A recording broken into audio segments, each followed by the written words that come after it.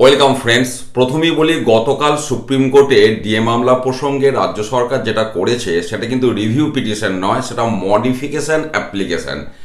এর আগেও করেছিল আমরা জানি। এবং মডিফিকেশন অ্যাপ্লিকেশন মানে গত 5ই ফেব্রুয়ারি 2026 অনারেবল সুপ্রিম কোর্ট যে অর্ডারটা দিয়েছেন সেখানে রাজ্য শুধুমাত্র যে টাইম লাইন সেটার মডিফিকেশন চেয়েছে, অর্থাৎ টাইমটা এক্সটেনশন করতে চেয়েছে। আমি সমস্ত আলোচনায় যাচ্ছি, বাকি বিষয়গুলো কিন্তু রাজ্য মেনে নিয়েছে। এটা হচ্ছে প্রথম কথা। এবার একটা জটিল বিষয় কিন্তু সমস্ত এমপ্লয়ি এবং পেনশনারদের কাছে আসতে চলেছে। আমি সেই বিষয়টাই বিশেষত আলোচনা করব এই ভিডিওতে।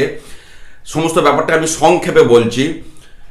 রাজ্য কমিটি, যে সুপ্রিম কোর্ট যে কমিটি তৈরি করে দিয়েছিল, কমিটির সাথে রাজ্য তাদের যে প্রোগ্রেস এই ডিএ এরিয়ার দেওয়ার বিষয়ে সেটা 20 ফেব্রুয়ারি 27 ফেব্রুয়ারি তারা কমিটিকে জানিয়েছে রাজ্য কি এই বিষয়ে প্রোগ্রেস করেছে।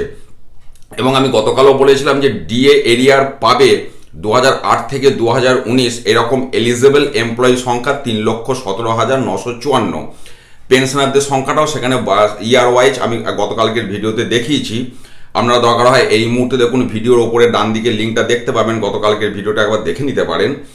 এবারে সমস্যা যে জায়গাটা, এই যে এমপ্লয়ীদের স্যালারি সিস্টেমটা সেটা অনলাইন বা কম্পিউটারাইজড হয়েছিল 2016 সাল থেকে। তার আগের ডেটাগুলো প্রত্যেকের সার্ভিস বুকে ম্যানুয়ালি আছে। তাহলে এইটাকে আগে ডিজিটাইজড করতে হবে, অর্থাৎ 2016 থেকে 2019 বকেয়া দিয়ে হিসাব করাটা সরকারের কাছে সমস্যার বিষয় নয়।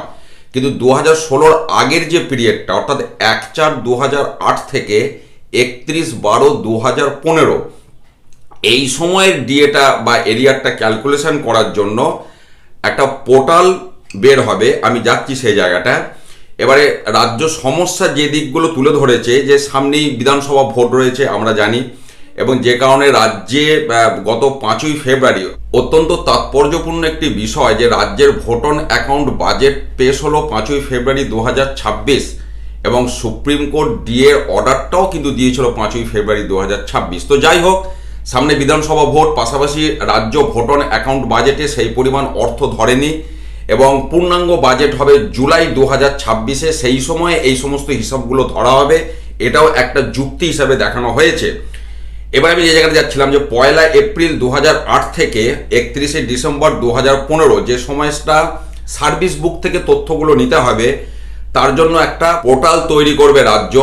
সেখানে সার্ভিস বুকগুলোকে সব স্ক্যান করে আপলোড করতে হবে, এবং সেই পোর্টালটা ইমেল বেসড হবে, মানে এমপ্লয়ির ইমেলে ওটিপি আসবে, এরকম কিছু সিস্টেম করা হবে।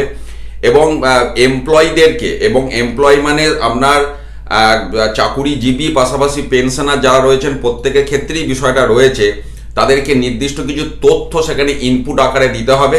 যেটা তথ্য বলতে এখানে বেসিকের কথাই বলা হচ্ছে, বেসিকটা সেখানে দিতে হবে।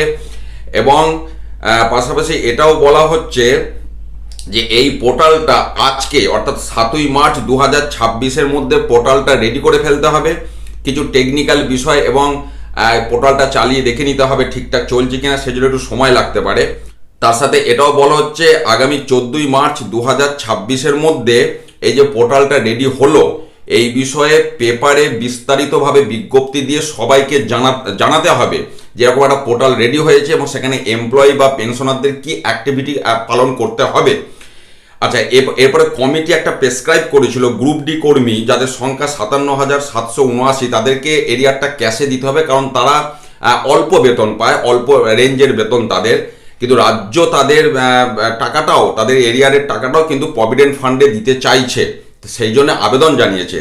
তো গ্রুপ ডির টাকাটা ক্যাশে দিতে বলা হয়েছে, বাকি গ্রুপ এ বি সি কর্মী যারা আছেন তাদেরগুলো অন্যান্য রাজ্য যেভাবে ফলো করে সেইভাবে দেয়া হবে।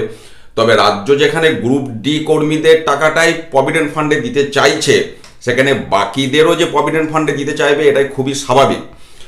তারপরে লাস্ট যে বিষয়টা, যেটা মূলত রাজ্য মডিফিকেশন অ্যাপ্লিকেশনে চেয়েছে, সেটা হচ্ছে 25% ডিএ, যেটা সুপ্রিম কোর্টে অনারেবল সুপ্রিম কোর্টের লাস্ট ডিরেকশন অনুযায়ী ইমিডিয়েট মিটিয়ে দিতে বলা হয়েছিল, এবং যেটা না মেটানোর জন্য অলরেডি কন্টেম্প্ট মামলাও হয়েছে একাধিক। তো সেই 25% বকেয়া ডিএ এবং 75% ফার্স্ট ইনস্টলমেন্ট, এই সমস্ত বিষয়টাই দেবার জন্য রাজ্য সময় চেয়েছে আগামী 31 ডিসেম্বর 2026 পর্যন্ত। অর্থাৎ মডিফিকেশন অ্যাপ্লিকেশন প্রথমেই যেটা বলেছিলাম, টাইম লাইনটাকে বাড়ানোর জন্য রাজ্য মূলত মডিফিকেশন অ্যাপ্লিকেশন চেয়েছে। অর্থাৎ ফার্স্ট ইনস্টলমেন্ট বা বকেয়া ডিএর টাকা সমস্তটা নিয়ে আমি বলছি, 25% এবং 75% ফার্স্ট ইনস্টলমেন্ট, এই পেমেন্টটা রাজ্য প্রথম কিস্তিটা দেবার মানে 25% প্লাস 75% ফার্স্ট ইনস্টলমেন্ট, এই টোটাল বিষয়টা দেবার জন্য রাজ্য 31শে ডিসেম্বর 2026 পর্যন্ত সময় চেয়েছে। এবার সুপ্রিম কোর্ট সেই সময় দেবে কি দেবে না, এটা পরবর্তী সুপ্রিম কোর্টের সিদ্ধান্তের ওপর নির্ভর করছে। আপাতত এটাই মূল তথ্য এবং একটা পোর্টাল তৈরি হচ্ছে, যেটা আমি মূলত বলতে চাইছি, আপনারা একটু খেয়াল রাখবেন এবং আমিও বিষয়টা নিয়ে অবশ্যই আপনাদেরকে শেয়ার করবো কিভাবে আপলোড করতে হবে। তো সেই পোর্টালে কিন্তু সার্ভিস বুক ডিজিটাইজড, পাশাপাশি বেশ কিছু তথ্য সকলকে দিতে হবে। এই বিষয়টাই মূলত বিষয়।